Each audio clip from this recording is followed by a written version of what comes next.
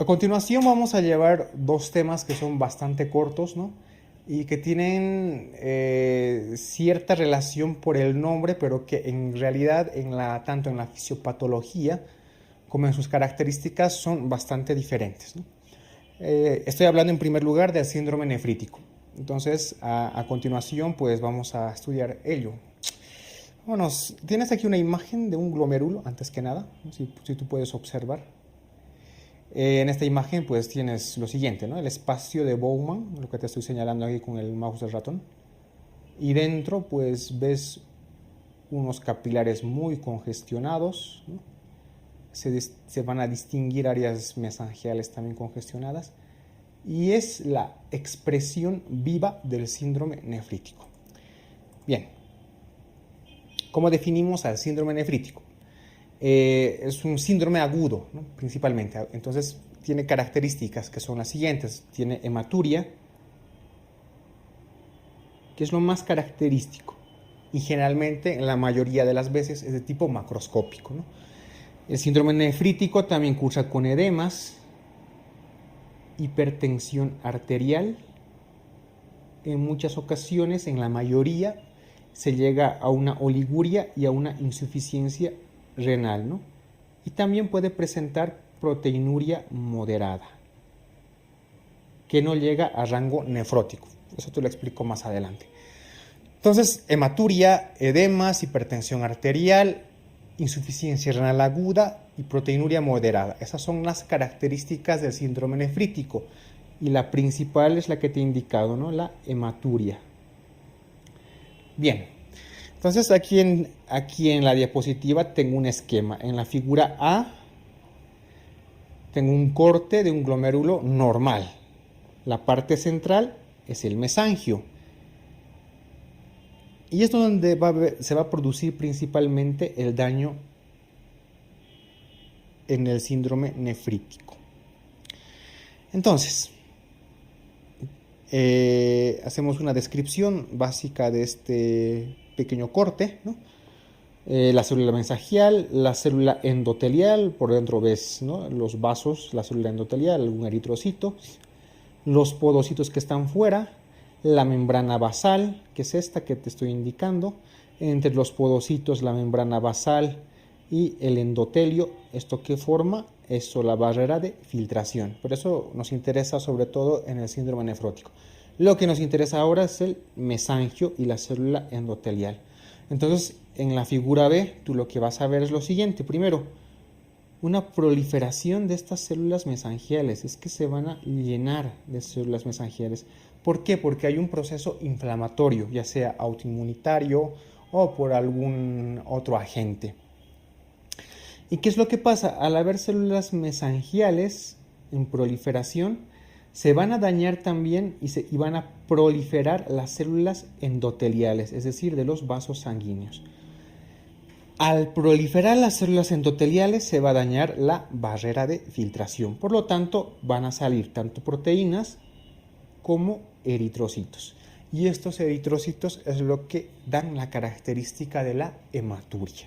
Entonces recuerda, en el síndrome nefrítico hay una alteración sobre todo del mesangio y de las células endoteliales. Otra vez vamos a hablar de los datos clínicos. Recuerda, la hematuria es la principal. Es el hallazgo más frecuente en el síndrome nefrítico, ¿no? Y en la mayoría de los casos es, como ves aquí en la imagen, de tipo macroscópico. Posteriormente vemos la hipertensión, que también es un hallazgo frecuente, ¿no? Esto es causa principalmente porque hay una retención hidrosalina. El edema también es producto de la retención hidrosalina, y esto quiero que te quede claro porque el edema del nefrótico que vamos a ver después es de otra causa, ¿no? En el nefrítico el edema es por retención hidrosalina, ¿no? También hay proteinuria en el síndrome nefrítico, pero evidentemente las cifras son mucho menores, no son inferiores a 2 gramos día, ¿no? Y casi siempre está presente la oliguria y la insuficiencia renal. Bien, entonces, aquí te voy a hacer el esquema de mi glomérulo.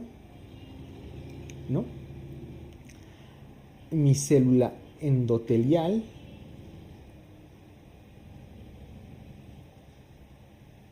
mis células endoteliales, mi cápsula de Bowman, mis podocitos. ¿No? Aquí se produce la lesión en el mesangio. Como se produce la lesión en el mesangio, hay una lesión glomerular, que es lo primero que vemos. ¿Qué más produce? Inflamación. Al producir inflamación, disminuye el filtrado glomerular. Como produce inflamación y se lesiona esta barrera, ¿no?, entre el endotelio, la célula epitelial y la membrana basal, pues hay salida de eritrocitos, lo que nos condiciona una hematuria, una proteinuria. Como disminuye el filtrado glomerular, tendremos oliguria. La oliguria activa el sistema renina-angiotensina-aldosterona, lo que nos provoca una retención de sal y agua. Esta retención de agua y sal nos provoca hipertensión arterial y también edema. Entonces, esa es la fisiopatología básica del síndrome nefrítico. Lesión glomerular, otra vez, inflamación del glomérulo, lesión de la barrera, hematuria y proteinuria. Como hay una disminución del filtrado glomerular, tenemos oliguria. Al haber oliguria, se activa el sistema renina-angiotensina-aldosterona. Este sistema renina-angiotensina-aldosterona retiene agua y sal.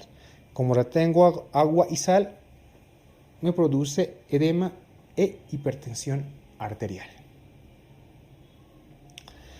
Bien, la etiología, esto sí es importante que te lo aprendas de una manera práctica, ¿no?, porque esto sí es muy preguntable.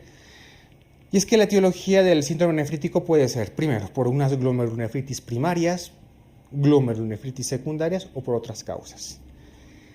Dentro de las glomerulonefritis primarias y de forma global, la causa más frecuente de síndrome nefrítico es la glomerulonefritis post-estreptocócica, ¿sí?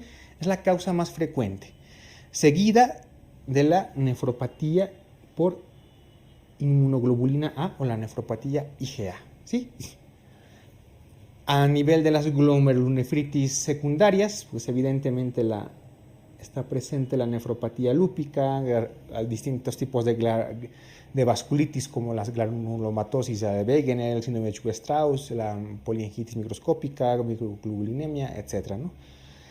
Y entre otras causas puede haber tromboembolismo renal, la nefritis intersticial, te pueden producir un síndrome nefrítico. Pero sin embargo, quiero que te quedes con este dato, ¿no?, que la causa más frecuente de síndrome nefrítico es por una glomerulonefritis post-estreptocócica.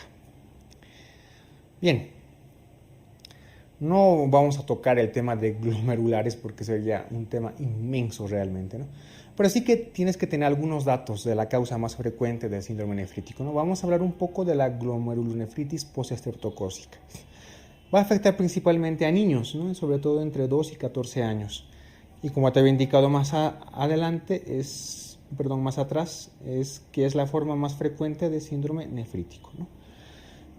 ¿Cuál es la característica? Es que el paciente tiene antecedente de haber sufrido una infección, ya sea de piel en forma de impético o de faringe, como una faringoamigdalitis, por un estreptococo de tipo M, ¿no? Pero tiene un antecedente previo, es decir, hay un periodo de latencia. La glomerulonefritis no se produce al mismo tiempo que la infección, ya sea por la piel o ya sea por la faringe. Es decir, una persona que tiene impétigo por estreptococo tiene que esperar entre 2 a 6 semanas para que se desarrolle una glomerulonefritis. Y en una faringitis postestreptocócica te tiene que esperar más o menos entre 2 a 4 semanas para que se desarrolle una glomerulonefritis postestreptocócica. Esta condición es necesaria para definir a esa glomerulonefritis, ¿sí? También existe disminución del complemento, sobre todo del C3, ¿no? ¿Y cómo vamos a realizar el tratamiento? Evidentemente, el tratamiento va a ser enfocado al síndrome nefrítico, ¿no? Tratamiento de la hipertensión arterial, del edema, etc., ¿no? Normalmente la hematuria y la proteinuria, sobre todo en los niños, va a desaparecer entre las 3 y las 4 semanas. Y por lo general el pronóstico es muy, pero muy favorable. Muy, pero muy raras veces se utilizan antibióticos, ya que la parte infecciosa pues, se ha producido muchas semanas previas, como te he indicado, ¿no?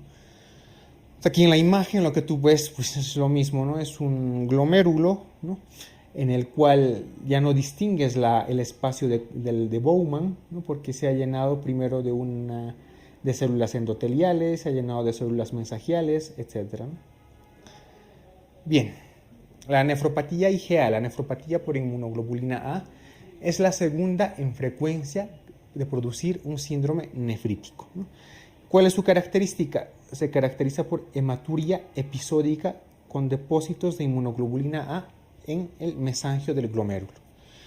A diferencia de la postestreptocócica, generalmente afecta a varones jóvenes de entre 20 y 39 años, ¿no?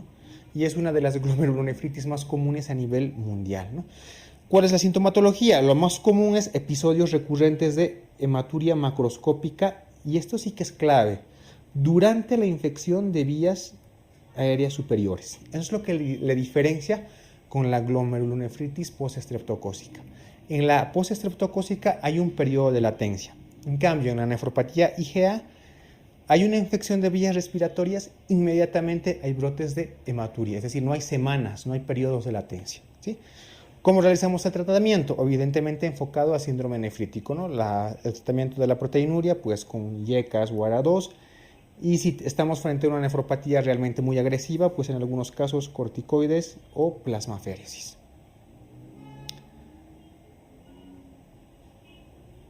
Bien, y por último vamos a ver el tratamiento, ¿no? El tratamiento en general del síndrome nefrítico tiene que ir enfocado hacia la etiología, ¿sí? Hacia la causa principal, las glomerulonefritis, ya sean primarias o secundarias.